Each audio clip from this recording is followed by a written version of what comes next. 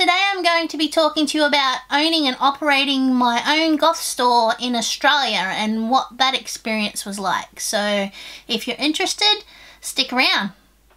Okay, obviously from the title you realise that yes, I was an owner-operator of a gothic / alternative styled retail store.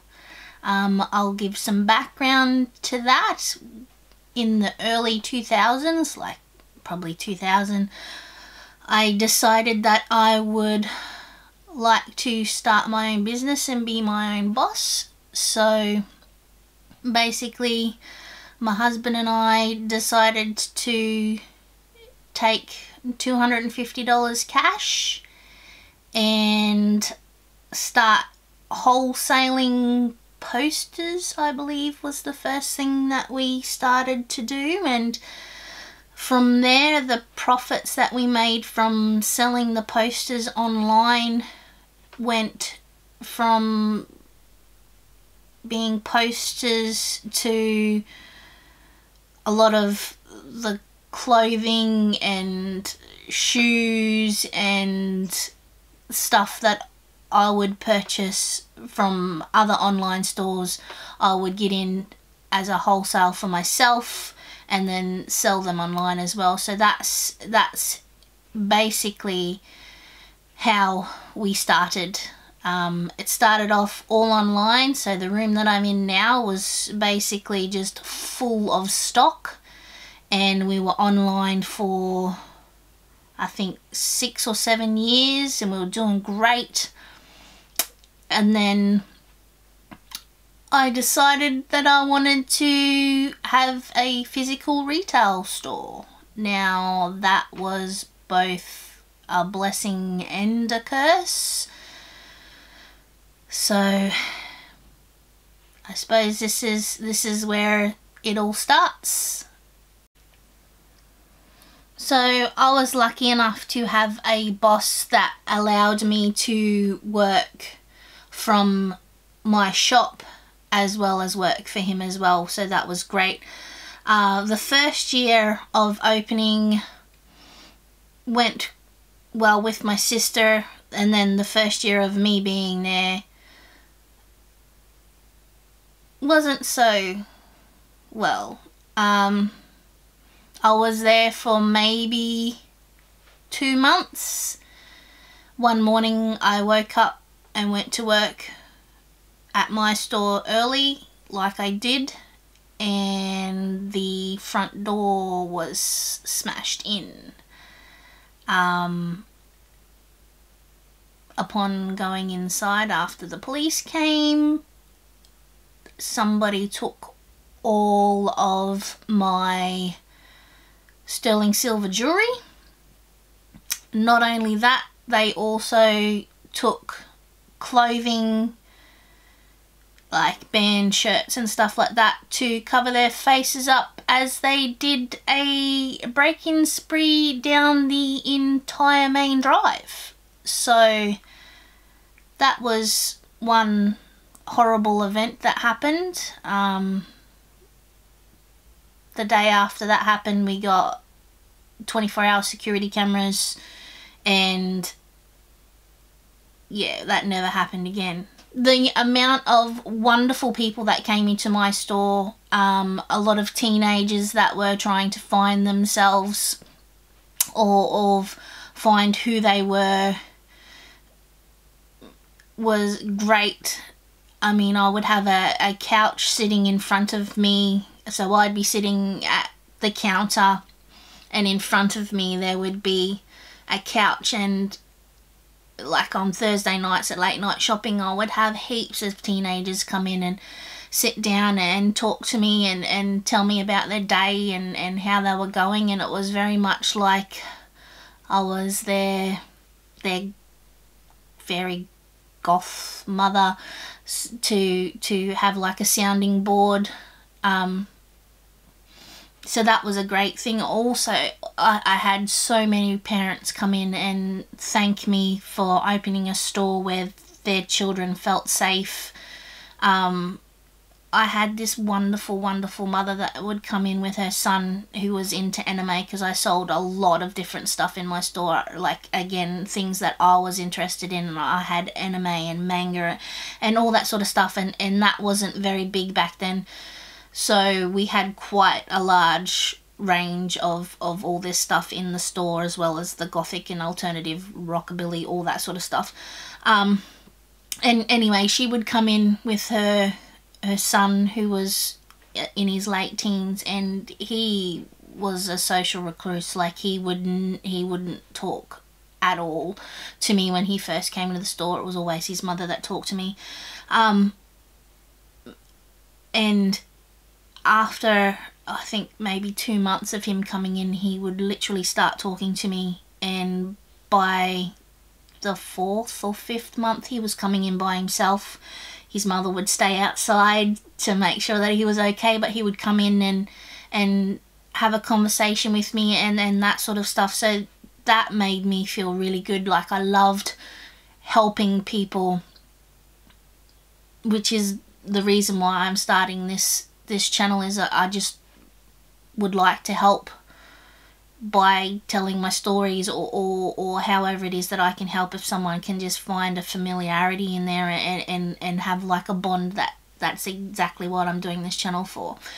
So fast forward a couple of years later, that same parent, I ran into her on the streets, and she again thanked me so much for having the store and being the person that I was, and that her son was very sad that he didn't see me anymore, which you'll find out why later on. But she said that him having someone like me, and I believe that was someone that was a bit different as he was to talk to, made him more comfortable within himself to be able to do stuff. And he went on to university and joined the university manga club and stuff there. Like, it was great to hear that he was doing so well.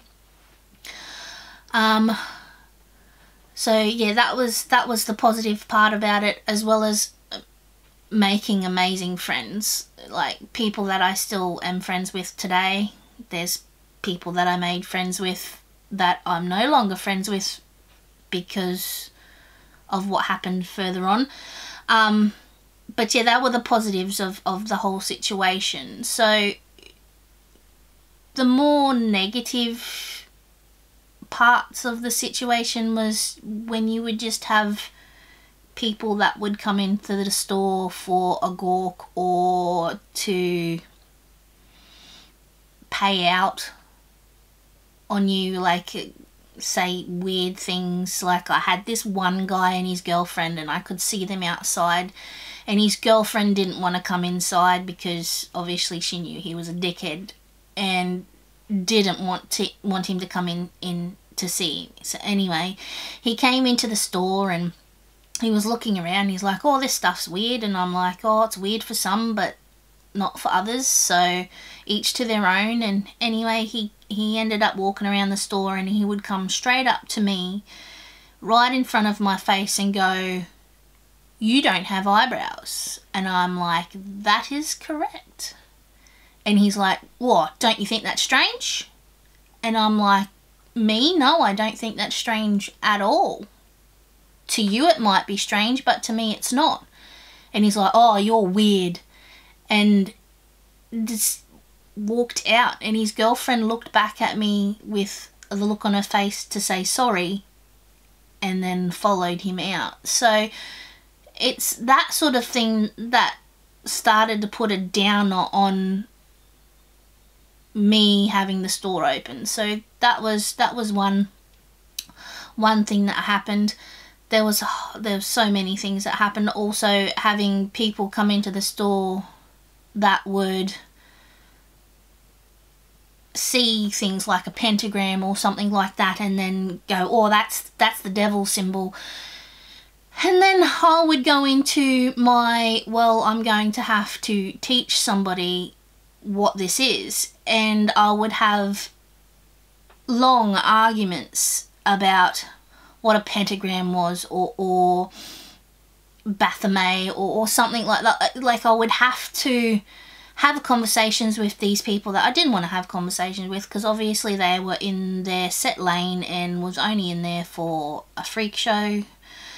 But I wouldn't let them go until I had my point of view put across. At the end of the conversations, most of them went, well, don't get technical with me. And I went, well, this is my store, so you can leave. So that was probably the best part of having those sort of arguments, I would say, is that the fact that it was my store, and if I didn't want them there, they could leave. So that was the other thing. Also, then you'd have all the people like, oh, freak, oh, goth, oh, don't you know Halloween's over? Like, that sort of thing. You know, that's normal. That happens all the time. But yeah, so fast forward 2 years after me being there, and by the end of it, I'd say the negativity of what people were like in general, and having the people coming to my store that were there constantly, and they would just dump all of their problems on you. Like, I'm not talking the teenagers. The teenagers were great, and I loved having them there, and I loved helping them out, having someone to talk to, and also the adults that would come in that would do the same thing. But I'm very much a person that takes on a lot of stuff, and there was heavy stuff. Like, people would come in and tell me, hey, I've been diagnosed with cancer, I don't have long to live, that sort of thing. And it becomes extremely heavy, and by the end of the 3rd year, I just didn't want to be there anymore. Like, and I'm talking, this dream was my dream for ages. This is something that I wanted to do for ages, and I was so happy and proud of myself that I was doing so well. But it came down to me getting worn down by the negativity, and people just dumping stuff on me. Like, I would have people that would open the door to my store and say the most loveliest things. They would say, wow, I love your store feels amazing, that sort of thing. But then you would have people that would walk through the door and just be horrible. Like, when we started to do campaigning and doing photo shoots and stuff like that, like, I had people walk into my store and say, hey, I just met your male model today. And I'd be like, my who? And they're like, oh, your male model, such and such, he models for you. Well, no, he doesn't. The only models I have is one of my friends and my husband. So there was that sort of thing as well. A lot of people that were jumping on the bandwagon and trying to get stuff out of you. Like, there was people that would come in and go, oh, hi, I'm such and such. I was just wondering if you could give us a lucky door prize or something like that. And, like, I was someone that would never say no. I could never ever say no. So I was taken advantage of a lot at this point in time, and I gave a lot of my own money and stock away because of this. And don't get me wrong, and I really love helping people, like, legitimately love helping people. And you might say, yeah, but they in turn would put your name out there. Well, my name was known by the people that were supposed to know my name. Do you know what I mean? Like, I'm a believer in that people will find my channel or find my videos when they need to find these things. Like, I don't believe in I have to spam everything that I can find to try to put my name out there. I'm someone that believes that if things are supposed to happen, they'll happen for a reason. So that was another reason why I felt like by the end of it, the end of the 3rd year, I just looked at my husband and I went, I can't do this anymore. I really can't. Like, and he looked at me and he noticed that I wasn't the same person that I was when I first started. Like, it wore me down having the negativity and the and all that sort of stuff thrown at me, but I was holding on for all the positivity and helping the children or the teenagers that would come in that would need help. Like, that was my saving grace for those extra 2 years that I was there. That I was holding on so that I could keep helping as much as I could. But by the end of it, my mental health and physical health was just shot. Like, yeah, it was shot. And I'm a strong person, like a very strong person, but by the end of it, I was like, said to my husband, I can't do this anymore, we're gonna have to sell the business. And we were lucky to have someone literally walked in, I think it was the next day, and went, oh, you're thinking about selling your business? And we're like, yeah, no worries, you can have it for, and obviously we didn't give it to them, but we were lucky that way, where he came and stood in and went, all right, I'll just take over everything for you and go from there. And yeah, from then on in, I signed the piece of paper. I kept the name of my business because it was my life. It's what I built, so he wasn't getting the name, but he got all my stockists and all that sort of stuff. So yeah, it was both a positive and a negative side of owning a business. On the high side, I would have preferred to stay online, like Berserk. Berserk is an primarily online store, and we used to work with them as well when we were a store, when they were back in the day when they would make their own clothing. So yeah, that's pretty much what it was like owning and running my own store. So I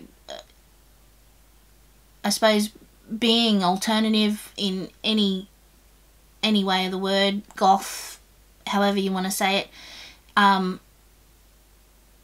just got the name calling and all that sort of stuff was just much more, because obviously they had somewhere that they could just walk in and dump and take off. But would I do it again? I would do it again, definitely do it again. I would do it a lot different than what I did, but I would definitely do it again, because as I said, helping the teenagers out and stuff like that was the best thing that I could have done. Like, that's me, that's who I am. I just love helping people. So yeah, that's pretty much it from me, guys. So, you know, go through, comment, like the video, tell me your experiences that you've had at like a goth shop or stuff like that. Always remember to be kind all the time, because it makes people uncomfortable, and I'll see you in the next video. Bye, randoms!